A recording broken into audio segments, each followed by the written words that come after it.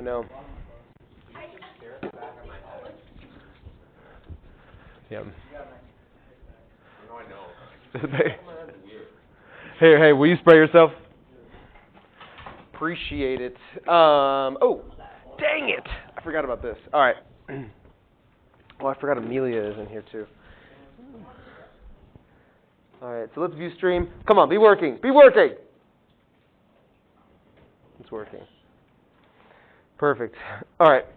I need to send this to Amelia really quickly as well. So this is an example of the maniac that we'll talk about. There we go. We'll talk about for a little bit today. Yeah, don't worry about reading that. We'll read through it. Just don't worry about it. We'll read through it in a second. But we'll read through it. Just pause. All right. Oh no.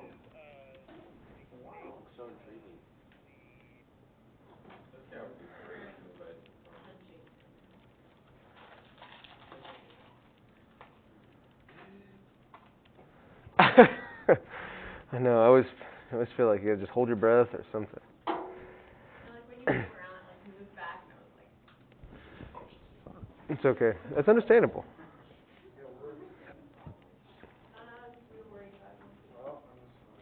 Amelia.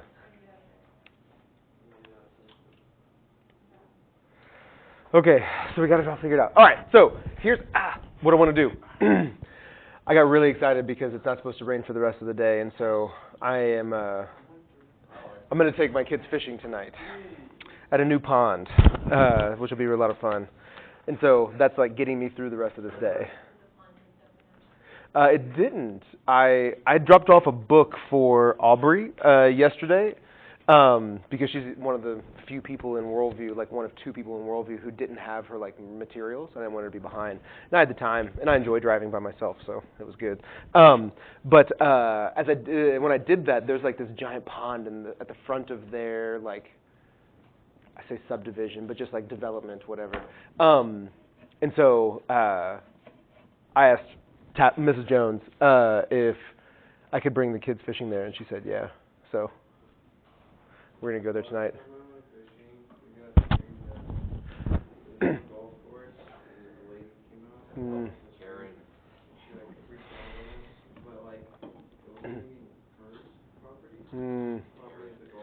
That's like the definition of a Karen, yeah. Yeah. Like I had to sit there and explain that the crazy lady was screaming at us and we were allowed to do. Yeah. And he was like, oh, okay. And he just kind of walked off. He's like, have a good day, boys. Catch up again. That's funny. A Brad or a Chad. Chad is like the brat. Yeah, but like, but the Chad is also the guy who goes up to the bouncer at a bar and is like, do you know who my father is? Right? So like, Not the Chad I know. different, but same. Like, let me speak to the manager is pretty similar to, do you know who my father is? It's not identical, but it's in the same vein. Yeah. So that's why I always say Brads and Chads. But that's all right. Hannah is not here. Oh, never mind. As I said that. I'm here. Okay. Okay, so let's start with this. Let's get to orthodoxy, to chapter 2. So I've been reading it. Oh, okay. The article. So Amelia and Hannah listening. If you want to offer responses to questions or thoughts or anything like that, as you can see in the stream, my computer is right next to me. So yes, I am. So feel free to respond in any way, and we'll include you since there's only 5 of us in the classroom, 6 including me, but I don't count. So yeah, feel free to do that. Okay. What is that? Is that specially made for singing? I don't like it. It looks like a muzzle. It looks like you can put food in there and just. Yeah. It does. Yes, it does. I mean, yeah, I can hear you better. That's understandable. All right, so what is the definition we gave of the maniac? One word. Happens to be right behind me. Yes. Hyper-rational. So the maniac is the individual who views the world through a purely logical and rational lens. As a model or as like a type of this, I gave David Hume, which we talked about towards the end of class. David Hume is the father of modern rationalism, who has said, if you cannot prove it to me through evidence or rationality, then throw it to the flames.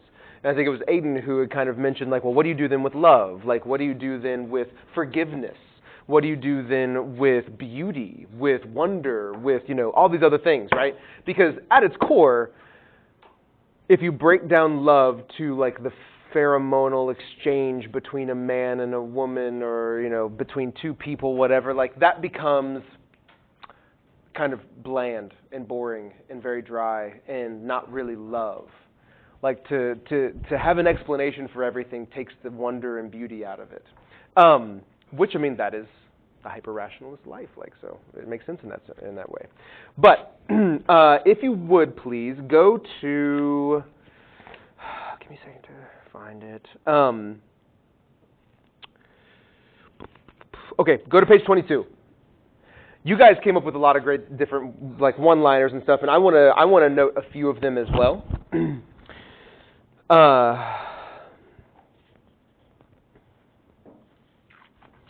So on page 22 at the bottom, we get a really great definition of the actions, and perspective of the maniac. Chesterton says on the bottom, just that first paragraph that starts on the bottom, and if great reasoners are often maniacal, it is equally true that maniacs are commonly great reasoners. When I was engaged in a controversy with the Clarion on the matter of free will, Clarion is the newspaper, that able writer, Mr. R.B. Suthers, said that free will was lunacy because it meant causeless actions. And the actions of a lunatic would be causeless. The idea, right, is like lunatics in this sense are people who just do things without any reason, without any purpose, without any like connection to reality. And the actions of a lunatic will be causeless. I do not dwell here upon the disastrous lapse in deterministic logic. That's something else. Obviously, if any actions, even a lunatic's, can be causeless, determinism is done for. If the chain of causation can be broken for a madman, it can be broken for a man. But my purpose is to point out something more practical. It was natural, perhaps, that a modern Marxian socialist should not know anything about free will, but it was certainly remarkable that a modern Marxian socialist should not know anything about lunatics. That's a great little jab. I love Chesterton. Mr. Suthers evidently did not know anything about lunatics. Here's the point. The last thing that can be said of a lunatic is that his actions are causeless. So we didn't put this up here, but I want to include this in kind of our little mini definition of a lunatic, right? Or of a madman or a maniac. So on page 22 and 23, actions let's do it this way. Let's say this. Actions all have a specific cause or purpose. Now, this is a generalization wherein you probably shouldn't lump this together with like madmen who, shoot up someplace, like mass shooters or something like that. Though I think it can fit with that in some ways. And we'll talk about that in a second. But he says, if any human acts may loosely be called causeless, they are the minor acts of a healthy man, whistling as he walks, slashing the grass with a stick, kicking his heels, or rubbing his hands. It is the happy man, and we talked about this in Worldview yesterday, right? It is the happy man who does the useless things. The sick man is not strong enough to be idle.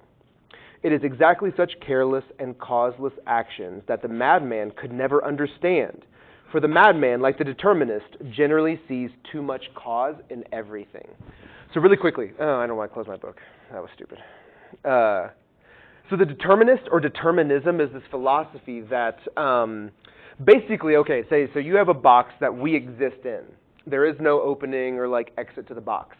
Determinism says if we are in this box, everything that can and will happen is rooted in the reality in this box. There's nothing outside of our worldview or our understanding of the world that can possibly happen.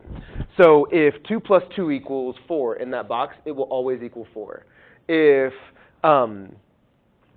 I give my wife a rose, she will always give me a kiss. Like if A plus B always equals C. A plus B never equals Y. So there's no room for what in determinism?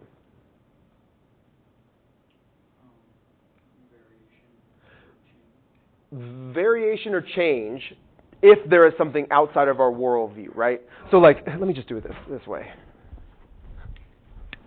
So the determinist lives inside this box. All math, science, whatever. Change is possible within this, but nothing can break in from the outside. So something supernatural that is outside of the realm of the like deterministic box can't happen. So therefore, A plus B never equals X. It always equals C. So like the miraculous, I would even go as far as to say the psychological, the emotional.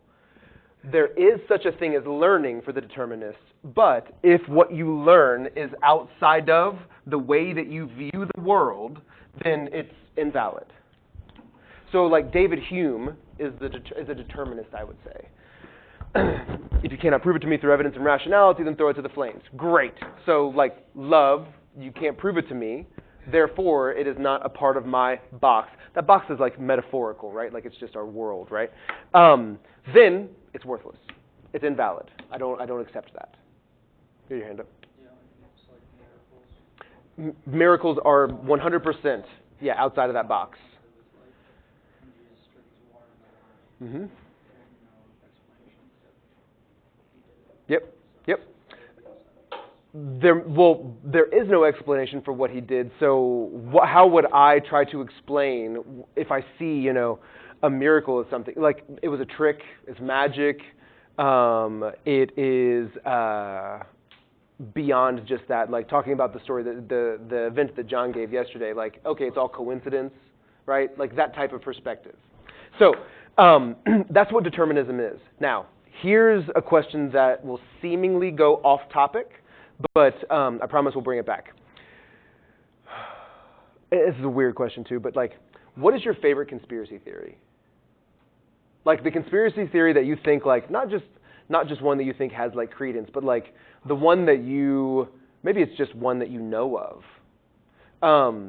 Because I don't know if people, can think of, not necessarily believe, but just something you find interesting, or maybe it's just a conspiracy theory that you know of, like first conspiracy theory that comes to mind.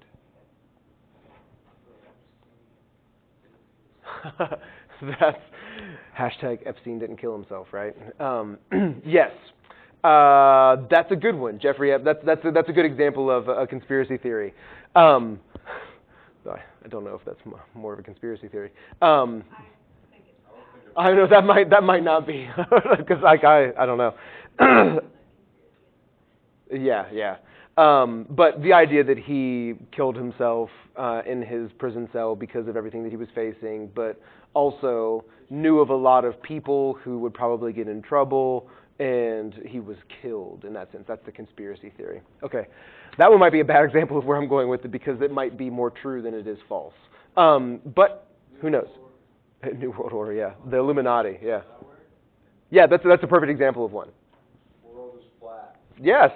Flat earthers, 100%. The question for flat earthers, I always think, is like, why? Like, why worry about whether the earth is round or flat? Well, if you go more than, 20 or 30,000 feet above sea level, like you can see the curvature of the earth.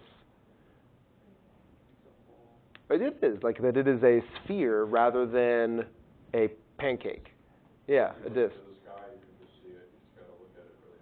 That's true. From what you were saying.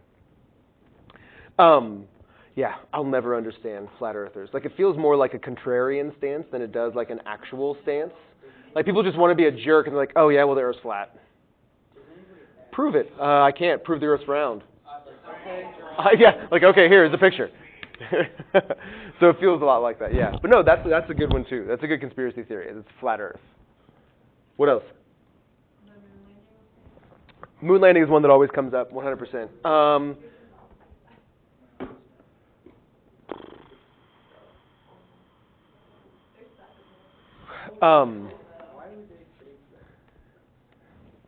Han. The race to space.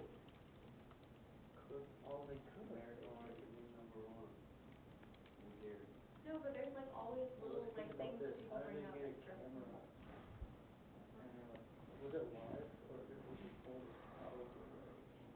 Maybe it like, I don't know. Definitely not, but I love your viewpoint. There's literally a flag on the surface of the moon. Okay, but No, think about it this way. Like, a conspiracy theory is something that, regardless of whether, okay, so a conspiracy theory is something that there is evidence for both cases, but think about that phrase of the madman, right? Where is it? For the madman generally sees too much cause in everything. So there's always like a reason behind it. So with the moon landing, it was less about it's less about like the arms race and, you know, fighting with Russia and seeing who can get to the moon first, right? The space race. But it is more about the political undertones of landing on the moon and how we had to beat Russia and China to land on the moon so that we could have more power and things like that, rather than just like humanity like increasing. Do what? And the fact that we could claim the moon. Yes, that's true. A power and authority in that sense. But that's 100% a conspiracy theory. That was actually done in, you know, in a warehouse with strings and stuff like that. Yeah, I had a friend who wrote a senior paper on the moon landing being conspiracy theory. Amelia said Lyndon B. Johnson is responsible for JFK's assassination. I had something about that. Which, I mean, is that's a conspiracy theory. The shooter on the grassy knoll, I think, is another one, right? Lee Harvey Oswald was not the only shooter, right? Oh, that makes sense. Well, that is a conspiracy theory, though, because it has yet to be, like, there is no evidence of another shooter other than the one shot, right, of, like, his head going forward and then to the side, because he was shot twice. There was at least two. Well, but we don't know that. That's the conspiracy theory part of it, is that Lee Harvey Oswald was the only one who was ever caught, and there's, like, if you've ever seen the movie JFK with Kevin Costner, it's actually really good, but he goes into, like, detail of seeing if you can shoot like a rifle, and then because it was within like 1.8 seconds or something that both shots were fired, shoot a rifle 1.8 seconds and then shoot it again. Amelia said Lee Harvey took the shot, but he didn't work alone. So like that is a conspiracy theory, 100%. What else? Where does the mob took out JFK? Yeah, the other one is the new movie, the new Scorsese movie, Irishman, who's the union boss in New York who was killed but never found his body. This is going to frustrate me. How do we know he was killed? Well, I mean, it's presumed. Al Pacino played him. Dang it, I can't think. Hold on. I got to figure this out because this is another conspiracy theory as well.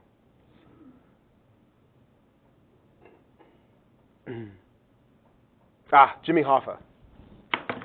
Jimmy Hoffa's body was never found, so they assume the mob did that as well. What are the conspiracy theories?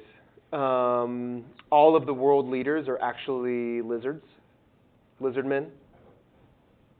Have you guys heard that?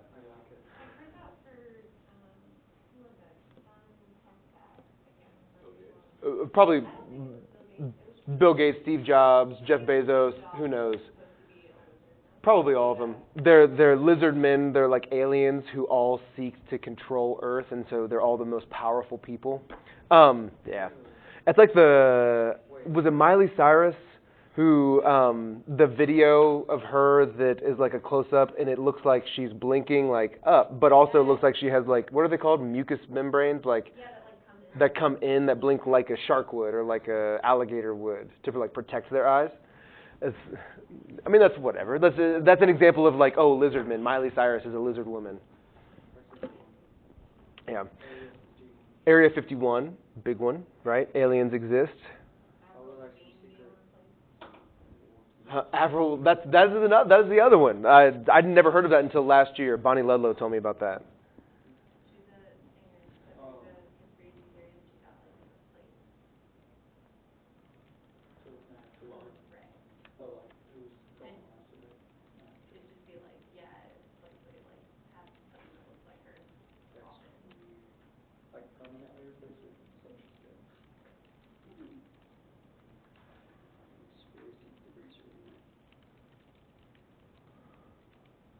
Sorry.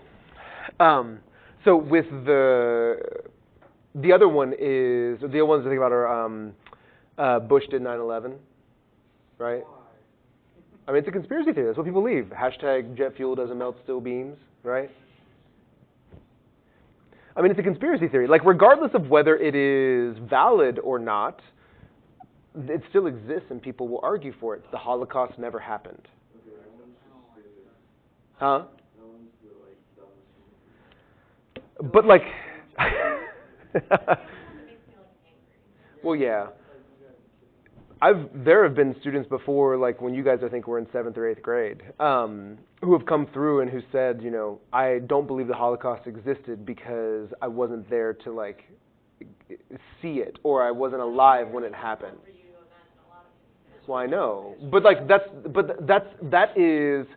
a way that a lot of people view life, because it's like, well, if I didn't experience it, then how can you prove to me beyond a shadow of a doubt that it didn't happen or that it did happen?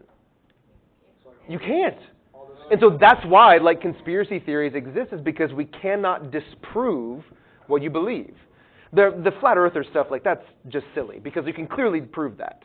But everything else, like, it's hard. I don't know if this is considered a conspiracy theory, but it's that idea that after you walk out of a room, everything that you can't see behind you just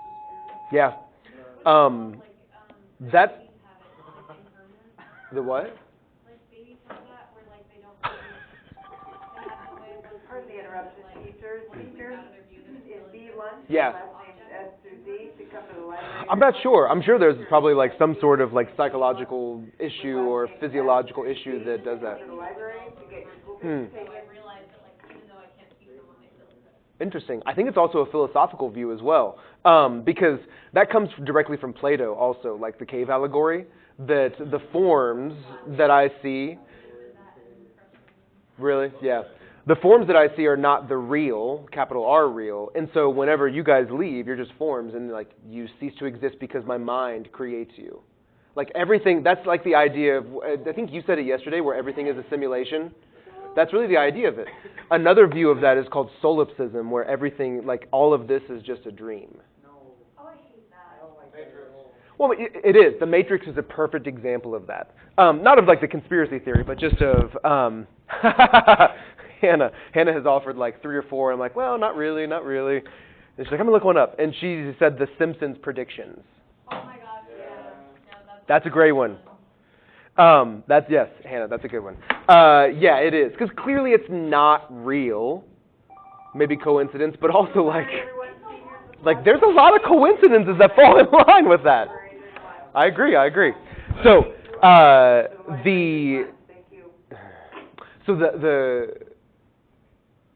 yeah, there's a lot of coincidences with that. I'm just trying to think through that. That's true. That is true. I know. Okay, so here's. My explanation for that is that he saw that episode and he was like, Probably. That might be the case. So here's my point with bringing up conspiracy theories. I want to offer another one, and I want us to kind of talk more about this one. Do you guys remember in 2000, I think it was 2008, 2007 or 2008, Sandy Hook. A armed gunman who was like 23 years old went into an elementary school in Sandy Hook, Connecticut, and shot and killed 26 people. 20 or 21 of those people were elementary age, so like 6, 7, 8, 9-year-old children. It's a horrible tragedy. I mean, beyond a shadow of a doubt. It is also the hot debate of, or the hot topic of a conspiracy theory. Because it didn't all start with, but it kind of is promoted by Alex Jones and like InfoWars, right? Like, have you ever heard of Pizzagate? That like Hillary Clinton is behind the Illuminati taking children and trafficking them through pizza places. Like that became like a significant conspiracy theory and like debate in like politics, and it all started from one dude, Alex Jones, saying on his show InfoWars that Hillary Clinton did this. Yes. Also said that but it was one of the chemicals in the water is turning the frogs gay. He's weird. I know. It's like if frogs are gay, like whatever. I don't know why that's like a huge theory, but. I like the idea that he's observing the frogs. Yeah. You're 100% gay. Oh. But so Pizzagate is something that he started, but then also, but the Sandy Hook thing is something that he promoted, didn't start but promoted, because this was in 2008, so I think it was during the election year. It was in the spring of 2008, so it was before election, an election cycle. And obviously during election years, like in these seasons, like everything becomes politicized, unfortunately. And so this became politicized by these conspiracy theorists because they said, well, actually, Sandy Hook was all a red, is it a red flag? False flag. A false flag. Because Obama, in order to get people behind him, he set up all of these people in Sandy Hook as actors and said that they were all killed so that he could push and get like his base more behind him or further behind him, because he was pushing for gun control.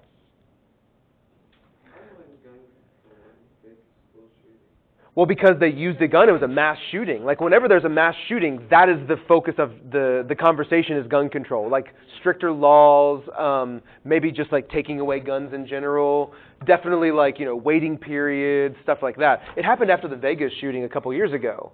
They thought there were 2 shooters, but there was only 1, and people still think there are 2, and all this other stuff. But the whole idea is that they are promoting the fact that Obama faked all of that. And so there are videos on YouTube of like at the trial of this person who killed them, parents coming in and people yelling at them, like saying things like, "You're not real, your kid wasn't real," which is brutal, like brutal. Your 7-year-old child was just shot to death by a crazy person, and there are people yelling at you saying your kid didn't exist. So here's the heart of this question. That's legitimate. And like I watched once this like 30-minute video like that detailed everything about it. I wish I had that 30 minutes back, but it talks about how like no police were allowed within 100 yards because they were planting all of these guns in the car, like crazy stuff. Which like if you really dig into the details of it, like that's protocol for police. Like they don't allow people within that much of a space because of all different reasons of contaminating crime scene and stuff like that. But there's an explanation for this, that it didn't really happen. So here's my question. Huh? They all died. I mean, there were 21 children who were killed. But the conspiracy theorist says that they're fake kids, that they're actors, that they're like living somewhere else now. It's hard to like think that someone would do that. In the similar vein with the Holocaust, it's hard to think that someone would deny the Holocaust, knowing that there are people who survived it. There's like 2 or 3 survivors, I think, left in America that like still talk about it, right? So the question, huh? No, go ahead. Crisis actors too, which I feel like why those like conspiracy theories persist so much. Like specifically for like Sandy Hook, because they're like, oh well, if you can take one person's account of it, then you could just do a whole ordeal with it. Yes. Yeah. And that's like things that are real, lead to these explanations that are not terrible explanations, but they they are terrible explanations. But the reason or rationale for them is something that I think Chesterton deals with specifically. Because what is it about Sandy Hook that would make someone want to start a conspiracy theory about it? Huh? It's controversial. So someone just wants to be controversial. I think that's 100% true. People are just stupid like that, where they want to do that and they want to start drama. Absolutely. Wasn't that like the first kind of instance of that school shooting period? There were school shootings before that, like Columbine in 2000, 99, 2000. Columbine, Colorado. But that is one of the most significant ones because of the nature of the shooting of, it's kids. I just remember like that during like that year or two that you just heard about in the news. Yeah, like once every month or something. Yeah. And so like, maybe the question isn't why do people want to come up with conspiracy theories, but what is the rationale behind developing a conspiracy theory rather than just taking the evidence at face value? Like that there's someone who would go into a school and shoot a bunch of kids. That we didn't really land on the moon, that 9/11 was an inside job, right? All these other things. It's hard to believe that some things will just happen. Like the school shooting, like they don't want to believe some one guy would be so crazy to like have this thing just to go do that. Because what happens? Try to justify the horribleness of it and say, well, it didn't actually happen. Because what happens if you believe that there is an individual who can go into a school and kill 21 8-year-olds? There's more people that could do that. What is the breaking point? Like, what brings you to that point? Anyone could do that.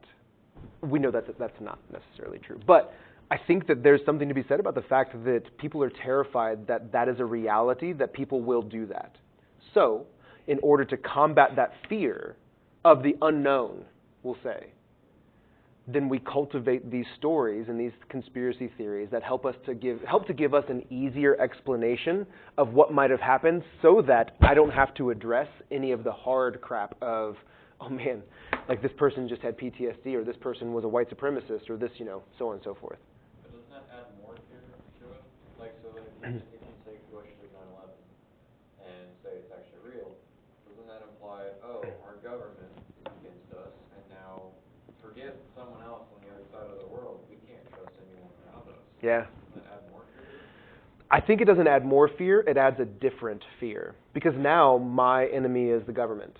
And so I become a libertarian who hates big government and federal governments, and I care about local governments and things like that. But I think that I say that it adds different fear, and even in some ways less, to do that, because then it means that there's like a cause and an explanation behind it. And if I combat the government, then I'm fighting the man. But the fact that anyone can just pick up a gun and shoot someone else, that's horrifying. Because that is unknown. That's mysterious. Like, there's mystery behind it. Like organization, or say it was planned rather than, Yes. no, as a random person who can at any point. Yep. Yes, because a random act of violence doesn't exist within this box. A random act of violence is not something that is rational. But we know from experience, but also we know from Chesterton that like there doesn't always have to be a cause behind this.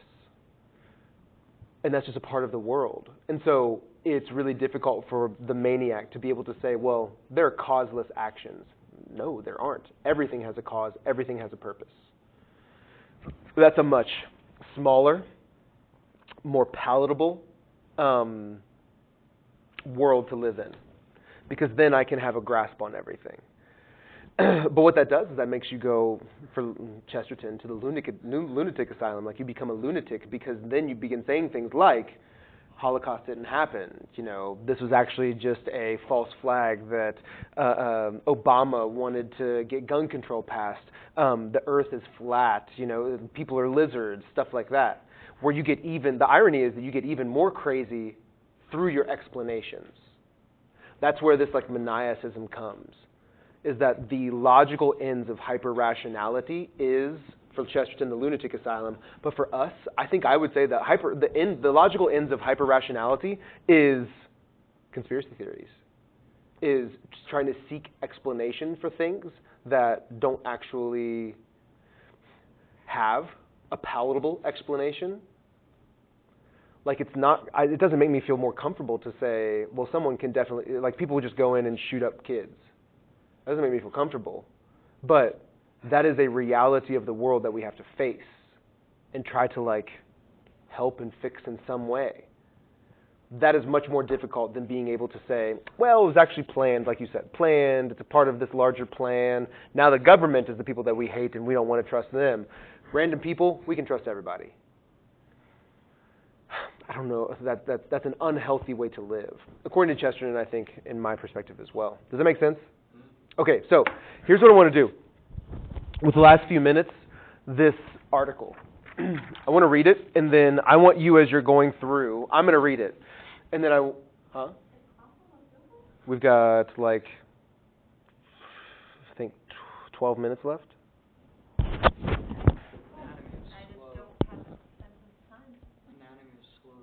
Oh, we've got like 15 minutes left. Okay, so I want to read this article, and then as we go through, I want you guys to underline or like highlight, because whatever, where Dawkins could be considered a maniac. All right, like what is it that he says that could be considered maniacal in this sense? All right. So this is we'll just read. Dawkins apologizes for causing storm with Down syndrome tweet. Richard Dawkins has apologized for the feeding frenzy triggered by his tweet claiming it would be immoral to carry on with the pregnancy if the mother knew the fetus had Down syndrome. The geneticist's latest Twitter row broke out after he responded to another user who said she would be faced with a real ethical dilemma if she became pregnant with a baby with Down syndrome. Dawkins tweeted, "Abort it and try again. It would be immoral to bring into the world if you have the choice." In a fuller explanation on his website, entitled Abortion and Down Syndrome, Apology for Letting Slip the Dogs of Twitter War, the author tried to set the record straight. He wrote, "To conclude, what I was saying simply follows logically from the ordinary pro-choice stance that most of us, I presume, espouse. My phraseology may have been tactlessly vulnerable to misunderstanding, but I can't help feeling that at least half the problem lies in a wanton eagerness to misunderstand." The backlash for his comment had included one mother who has a child with a genetic condition saying, "I would fight until my last breath for the life of my son. No dilemma." While Dawkins said accusations of Nazism, vile, monstrous, fascistic callousness, and fireballs of hatred had been hurled his way. He wrote, "If your morality is based, as mine is, on a desire to increase the sum of happiness and reduce suffering, the decision to deliberately give birth to a Downs baby when you have the choice to abort it early in the pregnancy might actually be immoral from the point of view of the child's own welfare." Dawkins claimed that he had hoped his million-plus followers would not see his comments, which would instead only be sent out to the people who follow both himself and the woman who posed the question. He also claimed there was not enough space in his Twitter reply to get his fuller argument across. He added, "Those who thought I was bossily telling a woman what to do rather than let her choose, of course this was absolutely not my intention, and I apologize if brevity made it look that way. My true intention was, as stated at length above, simply to say what I personally would do, based upon my own assessment of the pragmatics of the case and my own moral philosophy, which in turn is based on a desire to increase happiness and reduce suffering." He also argued, "Those who took offense because they know and love a person with Down syndrome, and who thought I was saying that their loved one had no right to exist, I have sympathy for this emotional point, but it is an emotional one, not a logical one. It is one of a common family of errors, one that frequently arises in the abortion debate. Some Twitter users had supported the God Delusion author, agreeing with his assertion, Down syndrome, that's it. Okay, so where in this article do you see Dawkins as typifying the maniac? All of it? Yeah, I mean, Dawkins is an evolutionary biologist. He's a logical positivist, so which means that he is hyper-rational in everything that he does and believes and acts. But this specifically, what is it that he has said that maybe isn't a maniac, straight away, but reflects the perspective or the worldview of a maniac?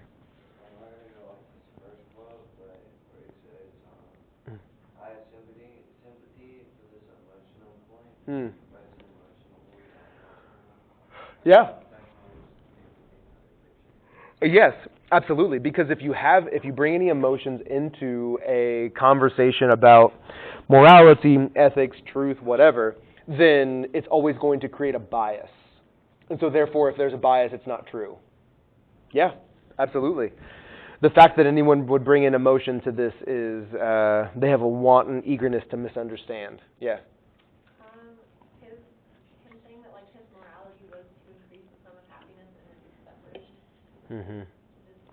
How does that reflect the maniac? It's just very quantitative. Like, I mean, not that you could necessarily like quantify happiness or suffering, but just saying like. I mean, I think that's the point. Yes. Is that you can't. Just that like he's like, well, I mean, first of all, I feel like that's not a morality at all because that's just a desire. But it's also like he's saying like very logically like, oh, I just like want my opinion of like what is moral is stuff that like makes things technically happier from like an objective logical perspective. Yeah. And reduces things that are technically suffering. Yeah. Not like attributing the fact that like suffering can have joy in it and happiness can be like artificial. Because to admit that suffering can be included in the reality of joy is outside of that box, is outside of like the worldview that he believes to be true, because suffering is bad always. There's no value in it because it decreases my sum of happiness. Absolutely, yeah. I also thought it was kind of interesting down where the paragraph starts, like he added. When you read, I apologize if brevity made it look that way. Just that slight little hint shows that if some, yeah. So whenever anyone says that, it clearly shows they don't feel like they did anything wrong. They're just up there saying, I'm sorry that you feel that way. They're not sorry for anything. Yeah. If anything, they say, you're all idiots, but I have to make a formal explanation of why I believe this, so I'm sorry that I made you feel this. Yeah, absolutely. It's like a non-apology apology. And if anyone calls me out, you can say, well, I did apologize. Yeah, yeah. And really the apology comes right before if you misunderstood me, then it was probably just because you desired to misunderstand me, not my point. But, like, here's the thing, is that if there is anything that can be said, at least his argument is consistent. I mean, I'm being serious, right? But that's part of what Chesterton talks about, right, is that on that page, right, page 22, and if great reasoners are often maniacal, it is equally true that maniacs are commonly great reasoners. Consistency is really key in rationality and having a reason for why you believe anything. But the problem is that if your consistency is consistently stupid and consistently like removing an entire facet of our human experience and how we engage with ideas, that makes it really complicated. Because even though I get the idea that emotions need to be taken out of some decisions, to think that pure objectivity and like pure emotionless like logic is possible is to like remove our humanity from ourselves. It's impossible. Yes, which is why I loathe the facts don't care about your feelings, right? Because like that's just not the case. That's not a reality. But at the same time, his point that I always come back to, or that I always like to like emphasize in this about increasing our sum of happiness and decreasing suffering, is the most like maniacal trait of this, because happiness and suffering are quantifiable. I mean, you use the word that I use in my notes. They're quantifiable for him. But in reality, they're not. Because obviously there are different levels of suffering and different types of suffering, and there's different types of happiness and what we can consider ourselves to be like happy. But at the end of the day, to say the actions that I take are all with that in mind, that's not really a reality. Like that's not an appropriate way of understanding why you make decisions. You usually make decisions because you desire something. You usually make decisions because you have a moral system that says, hey, these are the 5 laws that I abide by, and all of my actions take place around those. Happiness is one of them, but if the reason that you make decisions is to increase happiness and decrease suffering, what is it that you actually can do in life through abiding by that system? Can you get into a relationship with someone else, like a guy or a girl? No. No. That's a ton of suffering. Like, I love my wife, but I suffer a lot. Not in a bad way only, but like in good ways as well. Like when she is sick or when she is like on a trip or something, like suffering comes in the form of like being, like missing her, right? Whenever I go away and like, yeah, it's the same idea. Having kids, impossible. Having kids is the epitome of suffering. James K. Smith has this really great quote where he says, to become a parent is to promise that you will love prodigals. That quote kills me. Because like at some point, like your kids will hurt you. If not unintentionally, intentionally. And so that is the epitome of pain and suffering. So through Dawkins' philosophy, his moral philosophy, you don't have kids. What about like eating? Like eating like different foods, not eating just like white rice and water every night and every day for every meal. Because like sometimes you can go to a place and it like upsets your stomach. You might get food poisoning. There's a possibility of suffering there, so we got to cut that out. Do you see where I'm going with this? Like there is almost nothing that you can do if your moral philosophy says, I only care about increasing happiness and decreasing suffering. What were you going to say? I was just going to say, especially when he says his goal is to increase the sum of happiness, Mm-hmm. in his mind, he is doing the good thing. He's doing what is right, what should be right. Mm-hmm. And so anyone who tries to tell him otherwise is actually, they're the evil one. Yep. They're the one who would let this child into the world knowing that they're going to suffer. Yeah. Yeah, absolutely. And that's why he calls it like a moral issue, is that, well, the morality or like the ethical nature of that like tweet of like abort it and try again comes solely from my moral principles, which is I want to be happy, I don't want to be sad. Okay, great. So if you have a child with Down syndrome, that is insurmountably more difficult than having a healthy child, like a completely healthy child. But the maniacism that Dawkins holds doesn't allow for the fact that possibly through having a child with Down syndrome and the suffering that comes from that your love might increase and abound exponentially. Which, does anyone here have a family member that has Down syndrome? Okay, I don't either. But I have a friend from Cincinnati who has a younger sibling. I think he's like, not my friend, the sibling. I think he's like in his 20s, like 21, 22. Works at Goodwill. So he has a job, and it's just like sorting stuff, but like he still has a job. He's completely functional, fixes his own food, right? Does everything himself. Does like 90% of daily tasks himself. The amount of joy that he has, that my friend has for her brother, it's insurmountable. Like, I remember her telling me about, because she's about 9 or 10 years older than him, and I remember her telling me about, like, memories that she has of when he was a baby, and, like, obviously he would never stop crying, because children with Down syndrome, like, babies with Down syndrome don't know how to regulate themselves, and so like they just cry consistently, which would be really difficult.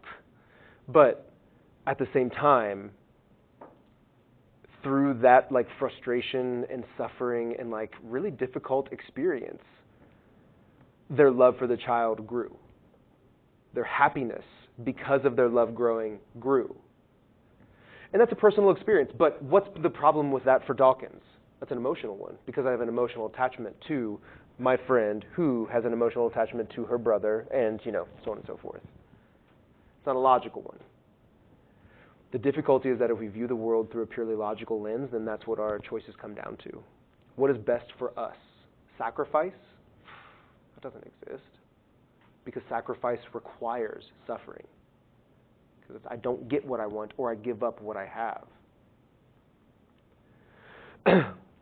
Another way of saying this is that for the maniac, the world is contracted and is very, very small. Wonder, delight, joy are in very low supply. But for the sane person, who allows for the fact that maybe suffering, maybe happiness is not the reason why I make my choices and suffering is a part of life, the world becomes expanded and significantly larger. So things like wonder, things like possibly finding joy in suffering and beauty and love in those things are now a possibility. So, too, this is like a double-sided question. So you would say that, like, not many people really think like this? I would say that you immediately know people who think like this. What do you think, like, leads them to that? That is a really great question. I do not know. I think that there's not just one thing, but there's a combination of things. I think that tradition and family tradition can be that way. I've had students in class before who have like had this like sympathy for Dawkins, who are like really hyperlogical kids, and like I mean Christian schools. So like there are those like sometimes there are those like really hyper rational kids who like have had a bad experience in the church or something like that, and it turns them away from like faith and mystery and towards math and science and logic. Not that math and science are in contradiction. I don't mean that, but like that those are usually those type of students. And his hyper rationality came from like his family and his tradition. Sometimes I think that we encounter intense suffering in our lives, and because we don't have like a really easy or very ready solution or like response to it as to why it happened, I think that sometimes that can turn us away from like the idea of mystery in life. And from that point on, I want to know why things happen and how things happen. So like trauma becomes a part of that. Those are just my opinions. I think there are a number of different reasons how someone might come to this, and sometimes people might just be born with this perspective where they hold this like view of the world. But I think even then, like that comes from family and things like that. So that's a great question, one that I don't have a good answer for. But that would, if I were to give an answer, that would be my thought. You have your hand up. I forgot what I was going to say before, but I do have something now. Okay. I was just thinking, I think you mentioned something that C.S. Lewis said about before his life with Christ, he doesn't understand how he was able to get through certain things. Mm-hmm. And I was just thinking, from this kind of perspective, when suffering comes up, or when something terribly wrong happens, you have nowhere to turn except for yourself. And so, like, I have been blessed to grow up in a Christian household, and I just don't know how I would approach certain situations without saying, well, God is still here. Through this I can grow. Yeah. But